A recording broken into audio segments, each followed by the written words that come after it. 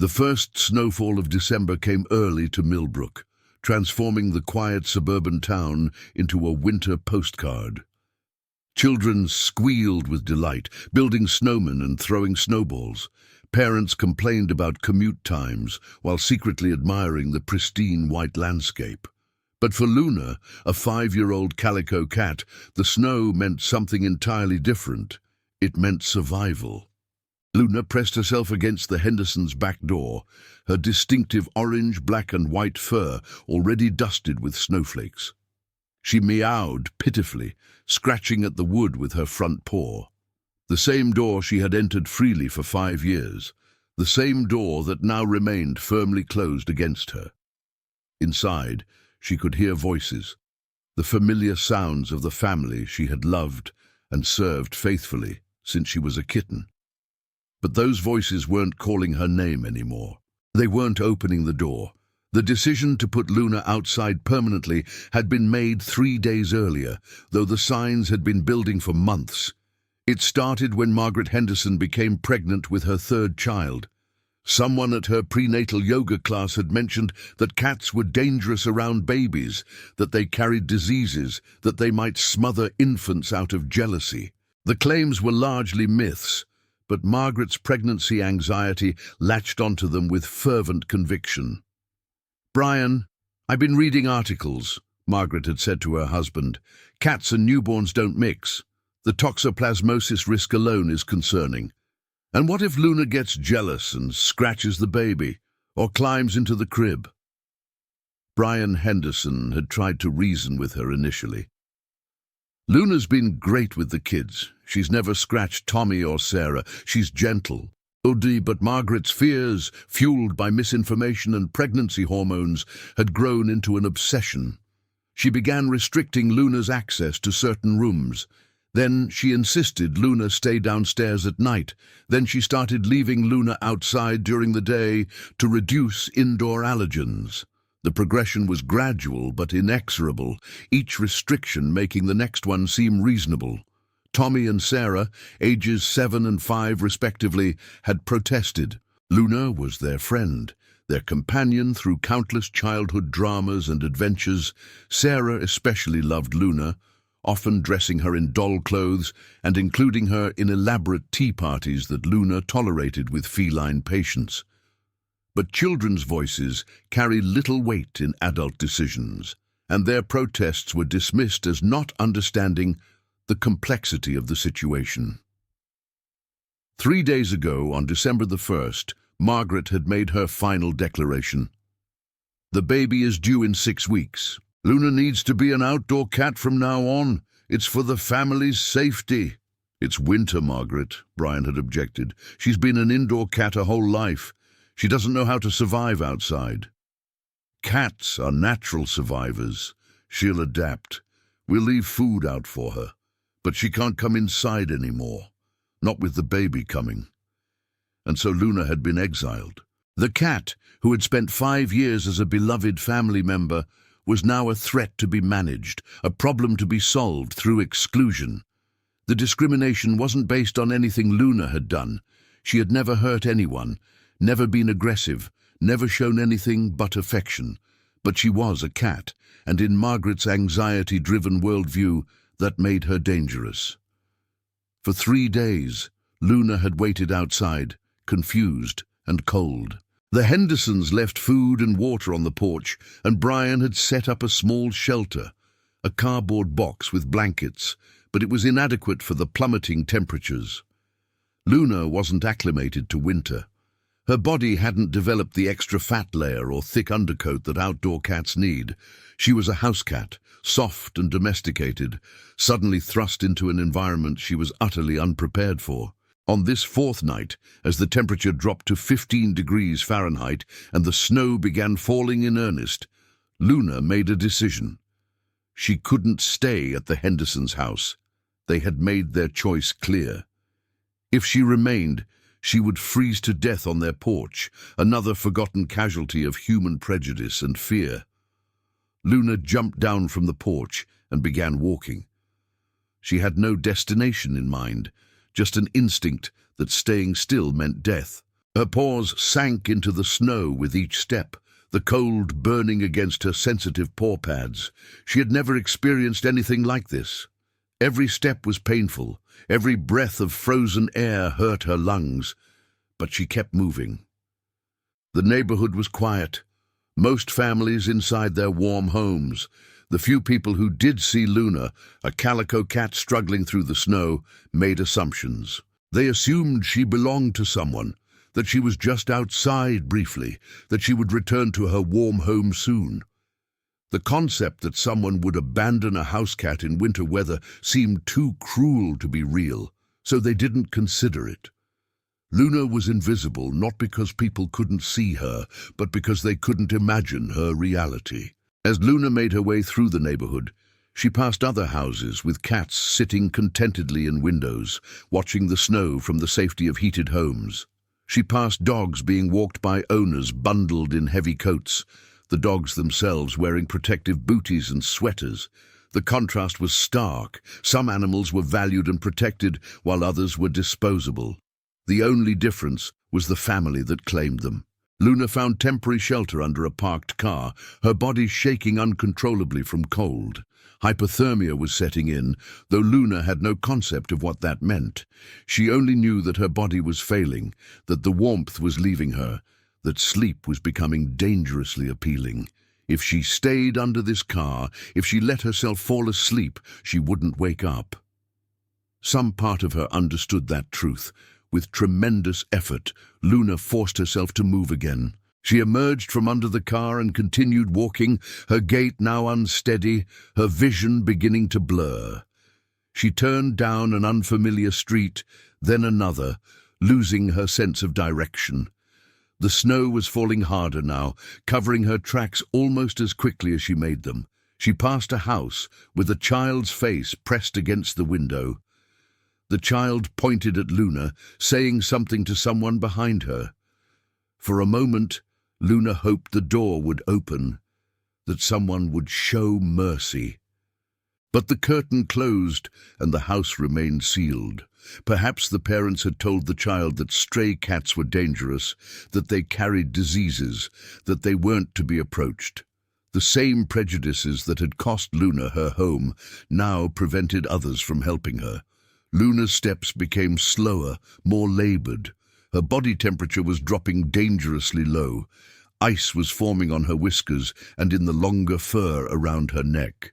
She was dying, though she didn't have the framework to understand death. She only knew that everything was becoming distant, that the cold was turning into a strange numbness, that stopping seemed more appealing than continuing. She collapsed in the snow beside a large oak tree, her small body barely visible against the white landscape. Her breathing was shallow, her heartbeat irregular. This was how many abandoned animals died, alone, cold, invisible to the world that had discarded them. But Luna's story wasn't over yet. Sometimes survival requires giving up everything familiar. Sometimes the path forward means leaving behind what we thought was home. As consciousness faded, Luna's last thought, if cats can be said to have thoughts in the human sense, was of Sarah, her little girl, the child who had loved her, dressed her up, whispered secrets to her late at night. Luna had failed to protect Sarah by being cast out. In the hierarchical thinking of animals, Luna had been rejected by the pack, which meant she had somehow failed in her duties. This failure, more than the cold, more than the hunger, was what truly hurt. But sometimes our greatest failures become our greatest opportunities.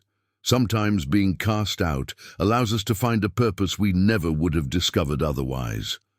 Luna's exile was unjust, discriminatory, and potentially fatal. But it was also about to lead her to a moment that would transform her from a discarded pet into an unlikely hero. The night was far from over, and Luna's journey had just begun. Luna didn't remember standing up. One moment she was collapsed in the snow, her body surrendering to hypothermia, and the next she was on her feet, swaying unsteadily. Some deep survival instinct had overridden the shutdown process, flooding her system with one last burst of adrenaline. It was her body's final attempt at preservation, the last card played when all others had failed. She stumbled forward, no longer having any sense of direction or purpose. Her paws moved automatically, carrying her through the snow while her conscious mind drifted. She crossed streets without seeing cars, wandered through yards without noticing houses. She was operating on pure instinct now, the most ancient part of her brain taking over from the domesticated layers that had been conditioned by 5 years of indoor life. The discrimination Luna faced wasn't just from the Hendersons. As she moved through Millbrook in her desperate state, she encountered the broader prejudice that society held towards stray cats. Unlike dogs, who were often seen as lost pets deserving help, stray cats were viewed as nuisances or threats. People worried about them carrying rabies, attacking birds, spraying their property, or multiplying into colonies. Stray cats existed in a legal and social grey area, not quite wild, not quite domestic, often unwanted by everyone. This prejudice had real consequences. Many municipalities had ordinances allowing the trapping and removal of stray cats. Some neighborhoods employed services to capture and euthanize free-roaming felines.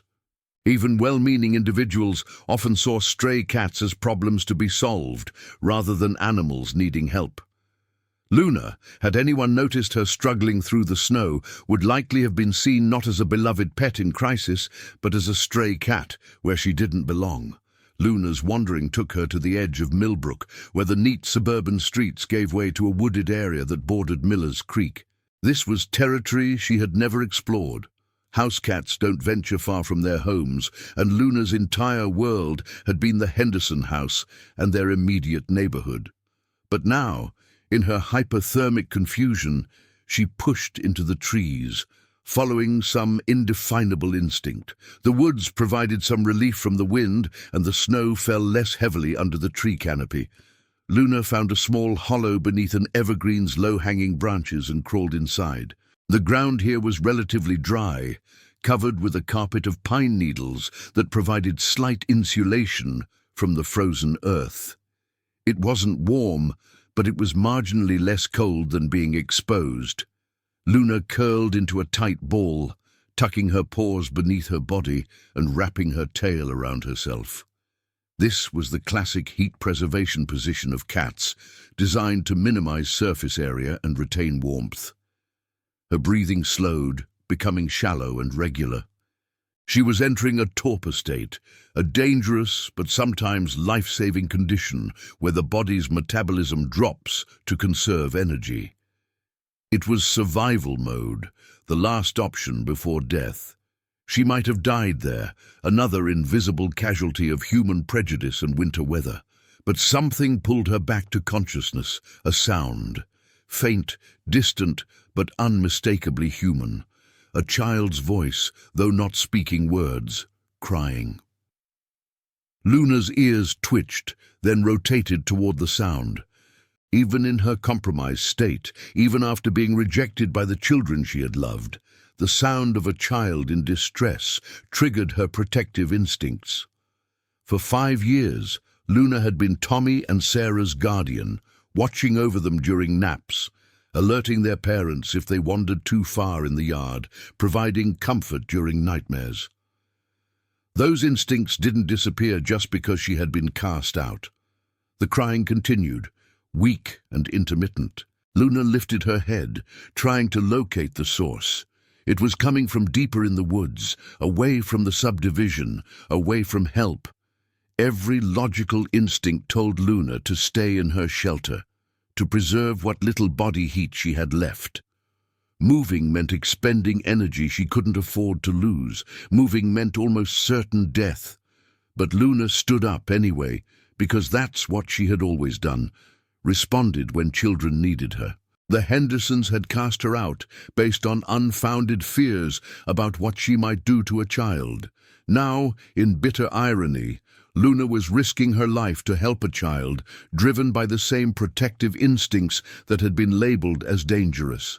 She emerged from the hollow and began moving toward the sound. Walking was difficult, her legs were stiff with cold, and her paws had become numb.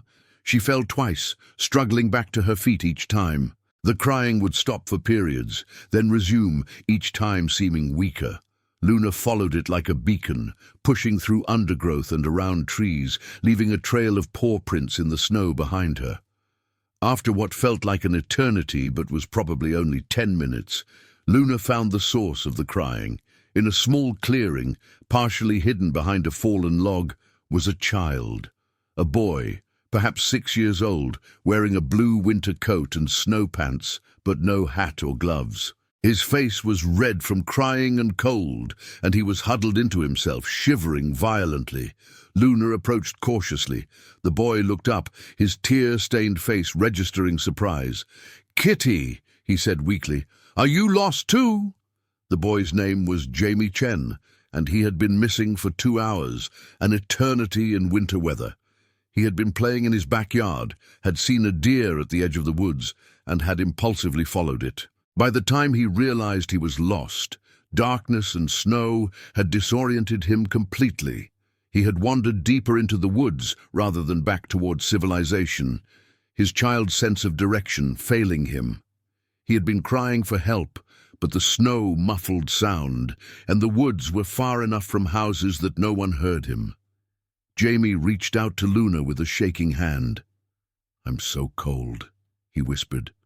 "I want to go home." Luna could have walked away. She could have saved her remaining energy, tried to find her own shelter, focused on her own survival. But instead, she walked up to Jamie and pressed herself against his body, sharing what little warmth she had left. She began purring, not because she was happy, but because purring generates warmth and can be comforting. It was all she had to offer.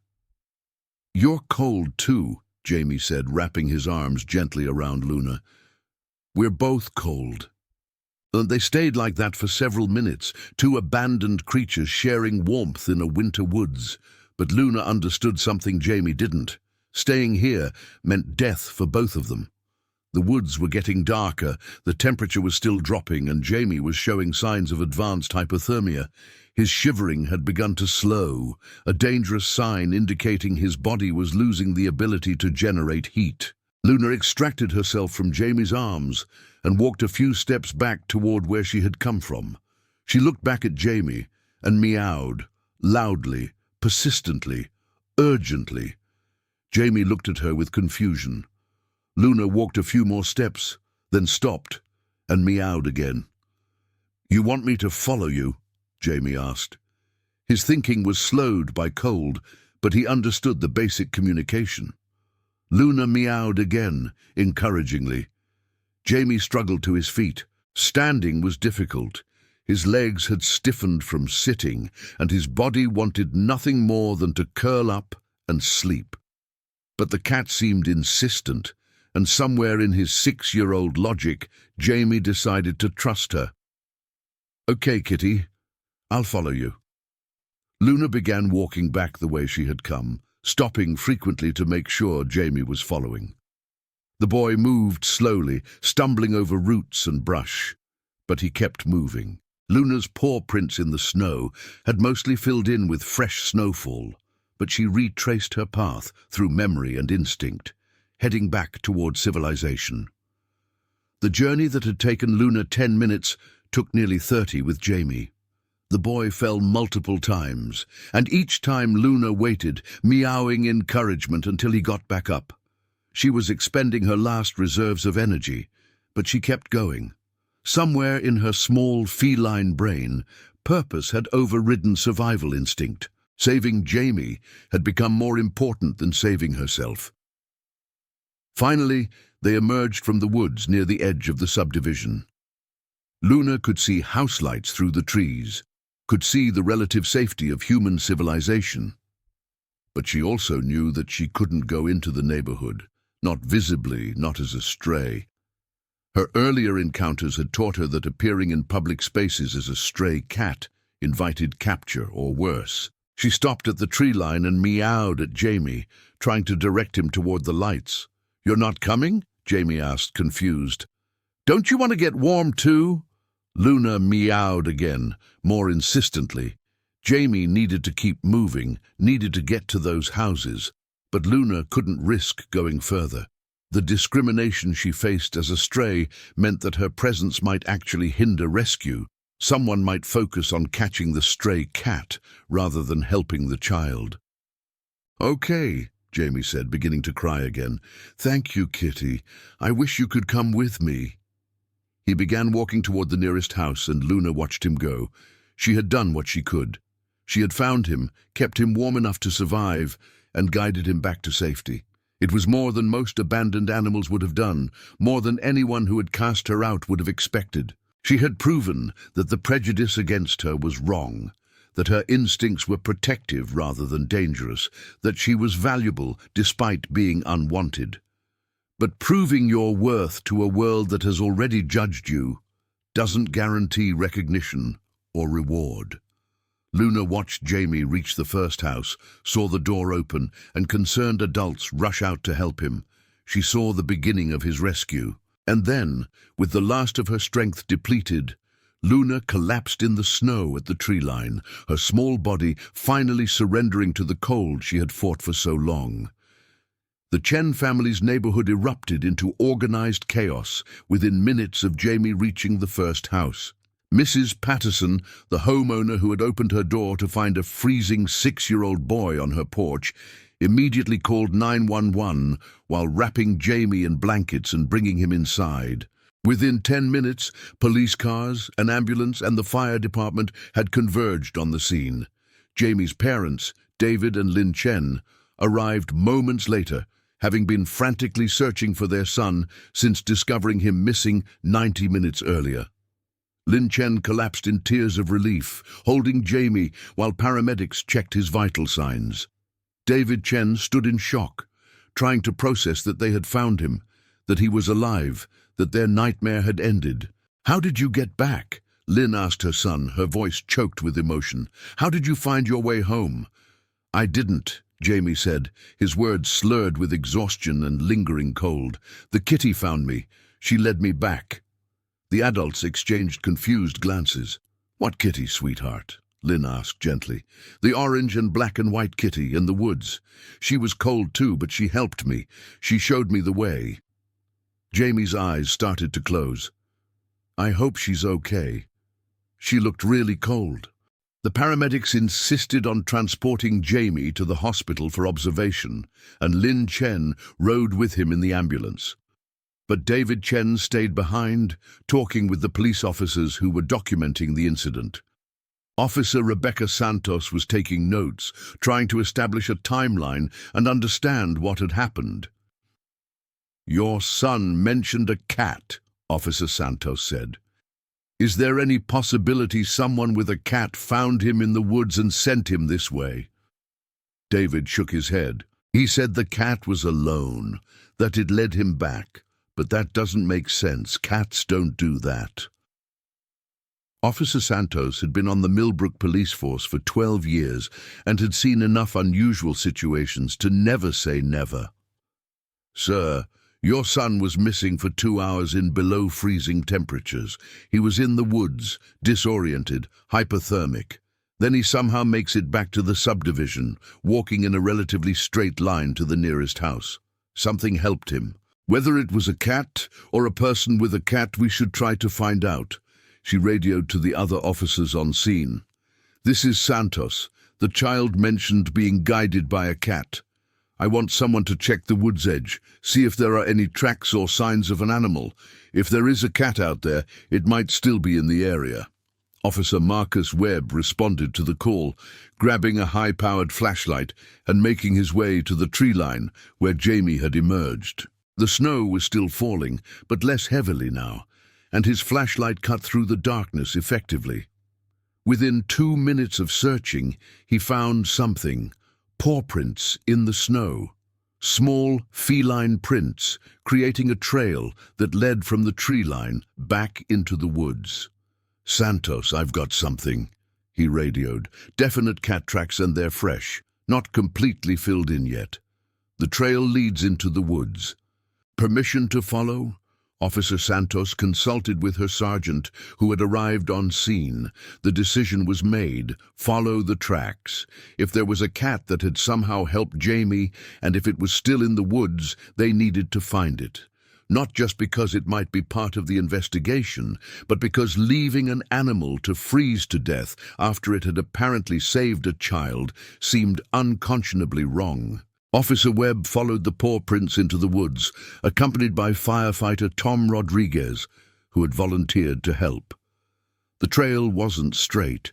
It meandered through trees, backtracked in places, and showed signs of the cat falling or stumbling. About 300 yards into the woods, the trail stopped at a small evergreen tree.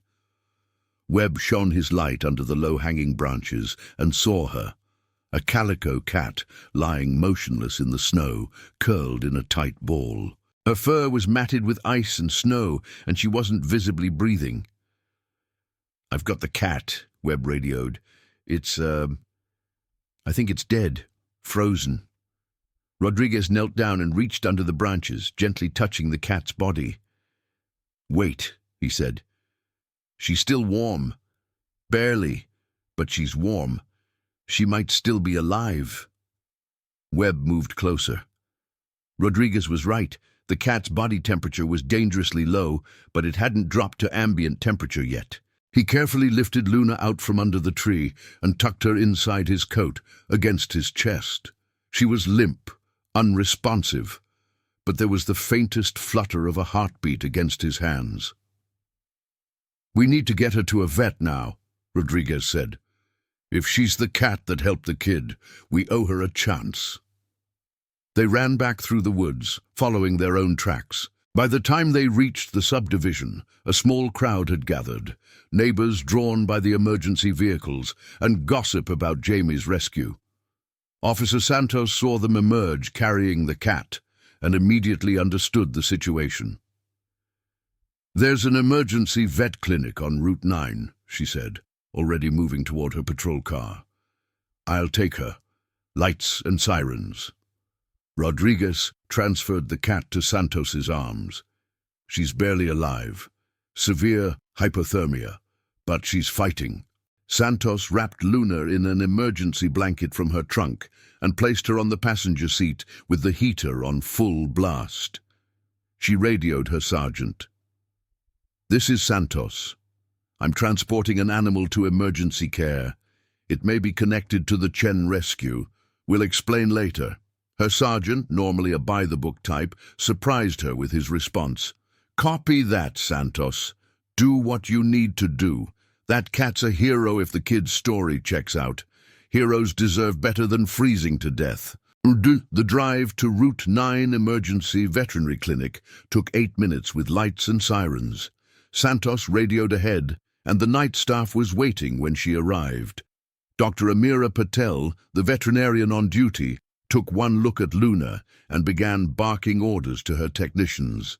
"Severe hypothermia. Body temperature is probably in the low 90s. We need warming protocols immediately. Get the heat lamps, warm water bottles, IV fluids." Luna was rushed into the treatment room, and Santos was left in the waiting area, suddenly aware that she had just used police resources to save a stray cat. She would need to justify this to her superiors, would need to explain why she had diverted from standard protocols. But as she sat there waiting for news, she thought about Jamie Chen. He had been saved by this cat. There was no other explanation that fit the evidence. A 6-year-old child doesn't navigate out of the woods in the dark by himself, especially when hypothermic and disoriented. Someone or something had guided him. And if that guidance had come from a cat, a stray cat that everyone would normally dismiss as a nuisance or ignore entirely, then that cat deserved every effort to save her life. Santos had spent her career upholding justice, and this felt like justice, protecting those who protect others, regardless of species or social status. After 45 minutes, Dr. Patel emerged from the treatment room. She looked exhausted but not devastated, which Santos took as a good sign. "She's alive," Dr. Patel said. "Barely. Her body temperature was 94 degrees. Anything below 90 is usually fatal for cats. She has severe frostbite on her paw pads and ear tips. She's malnourished and dehydrated, but her heart is still beating, and she's responding to warming protocols. Whether she makes it through the night?" Dr. Patel shrugged. "I'd say 50-50 odds, but she has a chance, which is more than she had an hour ago." "Can you tell me anything about her?" Santos asked. "Any collar, chip, identifying information?" Dr. Patel shook her head. "No collar. We checked for a microchip but didn't find one. Based on her condition, the malnutrition, the lack of cold weather adaptation, I'd say she's a recently abandoned house cat. Someone put her out, and she wasn't prepared for it." Santos felt a surge of anger. Someone had done this. Someone had taken a house cat and abandoned her in winter weather, directly creating the situation that had nearly killed her. And in the cruel irony that Santos had seen too many times in her career, that same abandonment had positioned the cat to save a child's life. Evil actions sometimes created opportunities for heroism, but that didn't excuse the evil. "I need to document this," Santos said. "Can you write up a medical report? Everything you can tell me about her condition and history? This is part of an investigation now." Dr. Patel nodded. "Of course, and officer, the bill for her treatment. Emergency care for severe hypothermia is expensive, easily $1,500 or more. If she's a stray with no owner, who's responsible for payment?" Santos hadn't thought about that. Police departments didn't have budgets for veterinary care. The city might reimburse her if she paid personally, but probably not. This was going to come out of her own pocket, potentially thousands of dollars for a cat she didn't know, to save a life that might not even survive the night. "Bill it to me," Santos said without hesitation. "I'll figure out the money later. Just save her if you can." By morning, the story of Jamie Chen's rescue had spread throughout Millbrook. The local news had picked it up, running with the headline, "Boy 6 survives hours in freezing woods."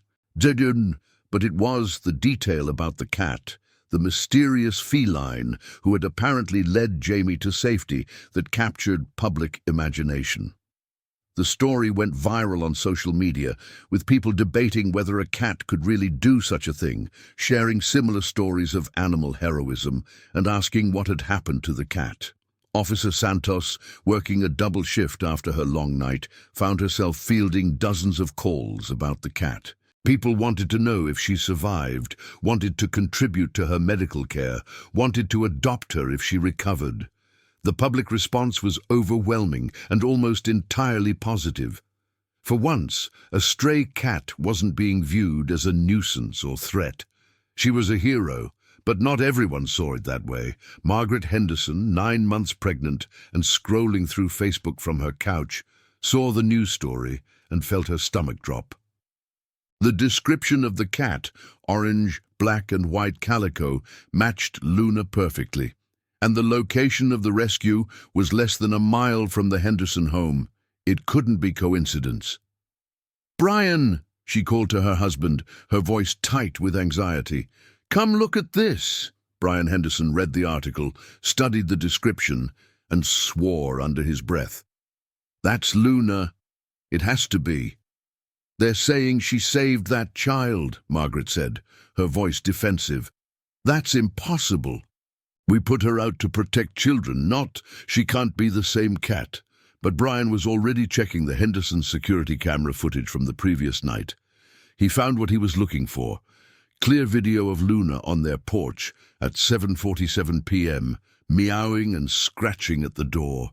The timestamp was approximately 30 minutes before Jamie Chen went missing. The video showed Luna eventually giving up and walking away, heading in the direction of the woods.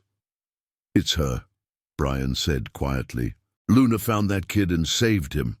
Margaret stood up, her face flushed. No, that's not. We made the right decision. The pediatrician said cats can be dangerous around newborns. The article said cats can carry toxoplasmosis. We were protecting our family. Margaret, the pediatrician said cats were fine as long as we were careful about litter box hygiene. You're the one who decided Luna was dangerous. You're the one who insisted she be put outside permanently in winter when she had no survival skills. The argument that followed was loud and bitter, revealing cracks in the Henderson marriage that had been growing since Margaret's pregnancy. But their argument was interrupted by a knock on the door. Officer Santos stood on their porch, her expression professional but cold. Mr. and Mrs. Henderson, I'm Officer Rebecca Santos with Millbrook PD. I need to ask you some questions about a calico cat. The Hendersons' faces told Santos everything she needed to know before they said a word. Guilt, fear, and defensiveness were written clearly across their features. She had seen those expressions hundreds of times in her career, the look of people who knew they had done something wrong and were about to be held accountable.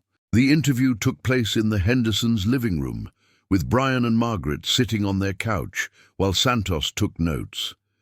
They admitted, eventually, that Luna had been their cat, that they had put her outside permanently 4 days earlier, that they had known winter was coming, but had believed she would adapt or find another home. They insisted they had left food for her, that they had provided a shelter, that they hadn't meant for her to suffer. She was dangerous, Margaret insisted, her hands protectively covering her pregnant belly. I read articles about cats attacking babies, about toxoplasmosis and SIDS. I was protecting my family. Santos kept her expression neutral, though internally she was disgusted. Mrs. Henderson, those are largely myths or extremely rare occurrences. Millions of families safely have cats and babies together. Did you consult with a veterinarian or animal behaviorist about your concerns?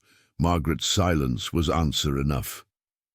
Your cat, Luna, was found last night in the woods, nearly frozen to death, Santos continued.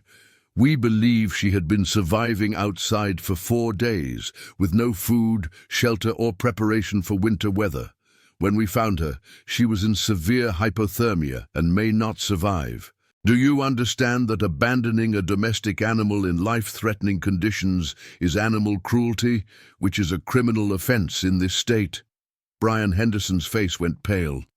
Margaret began to cry. We didn't abandon her. We just made her an outdoor cat. That's not illegal. People have outdoor cats. People have outdoor cats who are acclimated, who have shelter, who have consistent food and care, Santos corrected. You took a house cat with no outdoor survival skills and locked her outside in December. Your security footage shows her begging to be let back in. You ignored her. That's not making her an outdoor cat. That's abandonment. Are you going to arrest us? Brian asked quietly. Santos considered. That depends on several factors. Whether Luna survives, whether the district attorney believes there's sufficient evidence for charges, and frankly, whether the public pressure demands it. You should know that your cat, after you abandoned her, saved a 6-year-old boy's life. She found him in the woods, kept him warm, and led him back to safety. She used the last of her strength to rescue a child.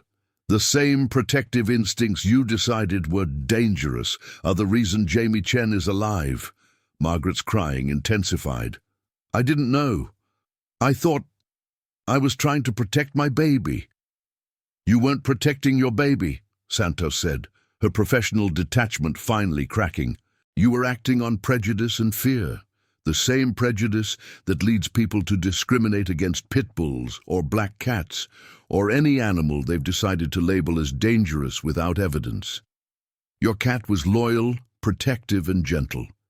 She proved that by saving a child, even after you betrayed her, and now she might die because of your discrimination.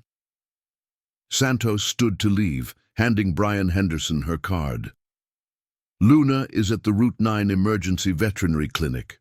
If she survives, decisions will need to be made about her future. You should think carefully about whether you have any claim to her after what you've done. The vet has my number. If you try to reclaim her, I'll make sure everyone knows exactly what you did. The visit from Officer Santos shook the Hendersons profoundly, but the social media firestorm that erupted afterward was worse. Someone, Santos never confirmed who, but she had her suspicions, leaked that the Hero Cat's owners had been found, that they had deliberately put her outside in winter, that they had abandoned her based on unfounded fears about cats and babies. The Henderson family was doxxed within hours, their address and phone numbers posted online, their social media accounts flooded with angry messages. The discrimination that Luna had faced as a stray, being viewed as dangerous, unwanted, a problem to solve, was now being directed at the Hendersons. They were being labeled as animal abusers, bad parents, bad people. The irony wasn't lost on Santos. The same internet that could destroy reputations with prejudice and mob mentality was now defending a cat who had been victimized by that same type of prejudice. Margaret Henderson, stressed by the online harassment and the guilt of what they had done, went into early labor 2 days after Luna was found. She delivered a healthy baby girl, Emma, at 37 weeks. The baby was fine and, importantly, was in no danger from the cat who was no longer in their home. The very outcome Margaret had feared, harm to her child from Luna, had been prevented, but not because Luna was dangerous. It was prevented because Luna was gone, suffering in a veterinary clinic, paying the price for prejudice that had never been justified. Luna survived her first night in the veterinary clinic, though Dr. Patel wouldn't commit to optimism. She's stable, but she's not out of danger. The frostbite damage is extensive. She'll probably lose parts of her ear tips and possibly some toes. The malnutrition will take weeks to address. And honestly, the emotional trauma of what she's been through, animals can give up. They can lose the will to survive. We'll see. Officer Santos visited Luna every day, often during her off-duty hours. She would sit beside the cage where Luna was recovering, talking softly to her, updating her on Jamie's condition. He had been released from the hospital with minor frostbite, but was otherwise fine, and promising that she was safe now. Luna would watch Santos with her green eyes, but showed little response. She was alive, but barely living. The turning point came on day 4. Lin Chen, Jamie's mother, came to the clinic with her son. Dr. Patel was hesitant to allow it. Luna was still in critical condition, and young children could be unpredictable. But Lin Chen insisted, and something in her determination reminded Dr. Patel of Luna's own determination to save Jamie. They were led to Luna's cage. Jamie pressed his face close to the bars, his eyes lighting up with recognition. "It's her! That's the kitty who saved me!" Luna, who had been listless and unresponsive for days, lifted her head. She looked at Jamie, and something changed in her eyes. Recognition, perhaps, or simply the acknowledgement that this was the child she had saved, that her suffering had meant something. "Can I pet her?" Jamie asked. Dr. Patel opened the cage carefully, ready to intervene if necessary. But as Jamie's small hand gently stroked Luna's head, the cat did something she hadn't done since being rescued. She purred. It was weak, barely audible, but unmistakable. She was purring. "Thank you for saving me," Jamie whispered. "You're the bravest kitty in the world." Lin Chen, watching this interaction, felt tears streaming down her face. This cat, abandoned and left to die, had saved her son's life. There was no way to repay that debt, but Lin was determined to try. "Dr. Patel," Lin said, "when Luna is healthy enough to leave here, I want to adopt her. I want her to come live with us, if she'll have us." Dr. Patel had been hoping for exactly this outcome, but had been afraid to suggest it. "Mrs. Chen, adopting Luna would be a significant commitment. She'll have medical needs, behavioral issues from the trauma, possibly permanent disabilities from the frostbite. She's not going to be an easy pet." "I don't want an easy pet," Lynn said firmly. "I want the cat who saved my son. I want to give her the home she deserves, the home she should have had all along. Please, let us adopt her." Officer Santos, who had been contacted about the visit, arrived at the clinic in time to hear this conversation. "Mrs. Chen, there's something you should know. The Hendersons, Luna's former owners, have been calling the clinic. They want her back. They're claiming they never abandoned her, that it was all a misunderstanding, that they want to make things right." Lin Chen's expression hardened. Can they do that? Can they reclaim her after what they did? "Legally, it's complicated," Santos admitted. "She was their property. They could argue they didn't technically abandon her, just made her an outdoor cat. Unless we press criminal charges, which is difficult to prove, they might have a legal claim." "Then press charges," Lin said immediately. "Officer Santos, you know what they did. You have the evidence. Don't let them take her back to that house. She'd rather die than go back there." Santos nodded. "I've been pushing for charges, but the district attorney is hesitant. Animal cruelty cases are hard to prosecute, especially when the animal survived. But there might be another way." She explained that under state law, if an animal was found as a stray and held by authorities or shelters for a certain period without being claimed, ownership could be transferred. Additionally, if the previous owners could be shown to have neglected or endangered the animal, their claim could be voided. The key was documenting everything: Luna's condition when found, the medical records, the Hendersons' admission that they had put her outside permanently. "I'll testify," Dr. Patel offered. "I'll document that Luna was not prepared for outdoor living, that her condition was consistent with abandonment, that returning her to that environment would be dangerous." "I'll testify," Santos added. "I'll explain the circumstances of how she was found, the investigation, everything the Hendersons told me. Over the next 2 weeks, a legal battle played out over Luna's custody. The Hendersons hired a lawyer, arguing that they had the right to reclaim their property, that they had been vilified unfairly, that their decision to make Luna an outdoor cat had been within their rights as pet owners. Their lawyer painted them as concerned parents-to-be who had made a difficult decision for their family's safety, but the evidence against them was overwhelming. The security footage showing Luna begging to be let inside. The veterinary records documenting her severe hypothermia and malnutrition. The testimony from neighbors who reported that Luna had looked distressed and thin even before she disappeared. The expert opinions from animal behaviorists explaining that Luna's protective behavior toward Jamie proved she was not aggressive toward children. And perhaps, most damningly, the public sentiment. Thousands of people who had followed the story and who made clear that the Hendersons had no business reclaiming the cat they had nearly killed. The judge's ruling was decisive. The Hendersons' treatment of Luna constituted neglect, rising to the level of abandonment. Their claims of concern for their child's safety are not supported by evidence, and appear to be post hoc justifications for actions taken out of prejudice rather than genuine risk assessment. Luna's ownership is hereby transferred to the state, and she will be made available for adoption. The Hendersons are prohibited from owning pets for a period of 5 years and are required to attend education on responsible pet ownership.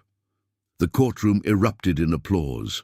It was unusual, unprofessional even, but the bailiffs let it continue for a moment before calling for order. Justice, however imperfect, had been served. 3 weeks after being found near death in the woods, Luna left the veterinary clinic in the arms of Lin Chen. Jamie walked beside his mother, carrying a new pet carrier that would transport Luna to her forever home. Officer Santos was there to see them off, as was Dr. Patel, both women crying openly despite their professional composure. "Take care of her," Dr. Patel said, hugging Lynn. "She's a special cat." "I will," Lynn promised. "I'll give her everything she deserves, everything the Hendersons should have given her but didn't." The Chen household welcomed Luna with joy. They had prepared a room just for her, warm, safe, filled with soft beds and toys and everything a cat could want. They gave her space to adjust, didn't force interaction, let her heal at her own pace. Jamie, young as he was, understood that Luna needed gentleness and patience. The adjustment wasn't easy. Luna had nightmares, would wake hissing and defensive. She was afraid of closed doors, would panic if left alone. The trauma of abandonment and near death didn't disappear just because she was safe now. But with time, love, and consistency, Luna began to heal. She learned to trust again, to accept that this family wouldn't cast her out, that this home was permanent. She also learned that not all families were like the Hendersons. David and Lin Chen treated her as a valued member of the family, not as a possession or a potential threat. They listened to her needs, respected her boundaries, and most importantly, they saw her for what she was, a living being deserving of love and security. 6 months after her rescue, Luna was thriving. She had gained back the weight she'd lost, and then some.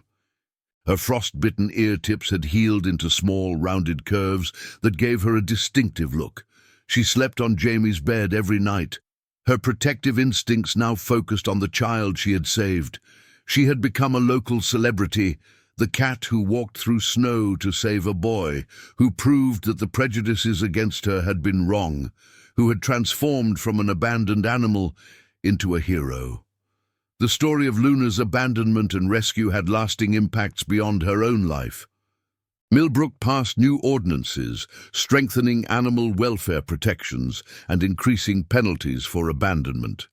Several local families who had been considering getting rid of their pets because of incoming babies instead sought education from veterinarians and animal behaviorists, learning how to safely integrate pets and infants. The discrimination that cats faced, viewed as less valuable than dogs, easier to abandon, more acceptable to treat as disposable, was challenged by Luna's story. Margaret Henderson, recovering from childbirth and dealing with postpartum depression, exacerbated by guilt, sought therapy. In sessions with her counselor, she explored her decision to abandon Luna, tracing it back to anxiety, prejudice absorbed from internet forums, and a desperate need for control during a time when she felt powerless. She began to understand that her fear of Luna had never been about Luna at all.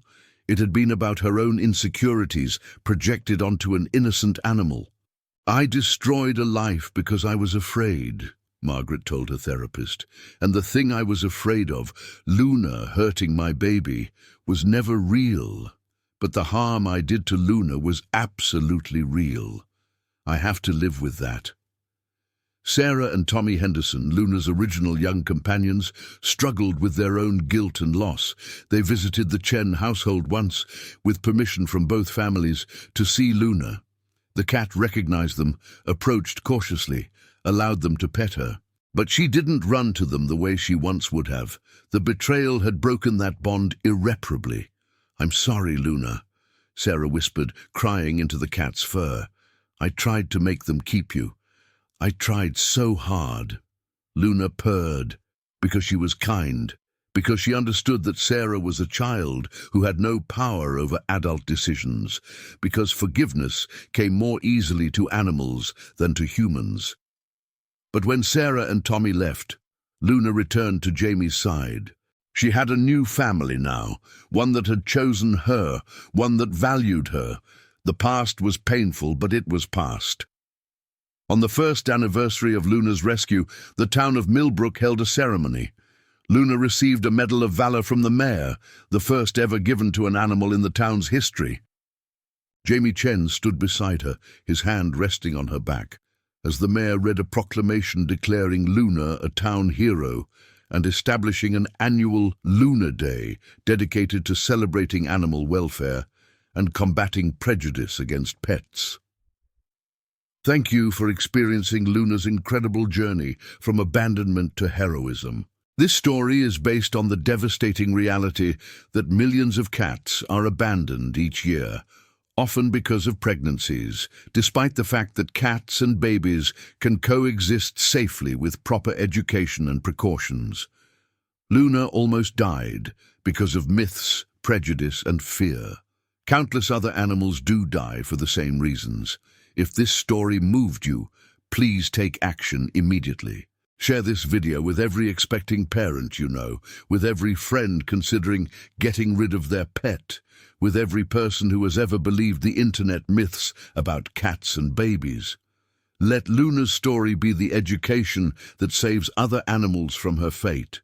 Like this video and subscribe to our channel for more powerful true stories that expose discrimination, celebrate heroism, and remind us that the most vulnerable among us, whether human or animal, deserve our protection and compassion. Hit that notification bell so you never miss a story that could inspire you to save a life. But sharing isn't enough. Take real action today. Adopt a shelter cat, especially those labeled unadoptable because of age, appearance, or prejudice. Volunteer at animal rescues that save abandoned cats. Donate to organizations fighting breed and species discrimination. If you're expecting a baby and have a cat, consult with your veterinarian, not internet forums, about how to safely integrate them. Advocate for stronger animal welfare laws in your community, and if you know someone planning to abandon their pet, intervene. Offer to help them find alternatives. Show them Luna's story. Leave a comment telling us, do you have a cat who defied the stereotypes? Have you safely raised babies alongside pets? What myths about animals have you had to unlearn? Your story in the comments could save an animal's life by educating someone who's about to make a terrible mistake.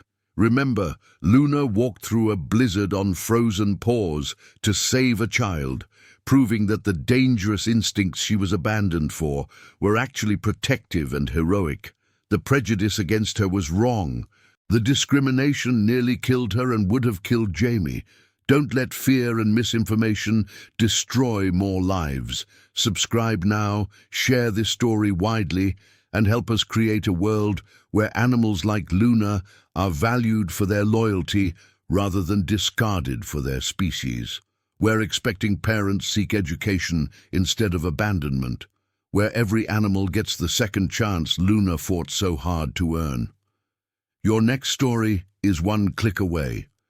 Your chance to save an animal is right now. Make Luna's suffering mean something by ensuring no other animal faces the same fate.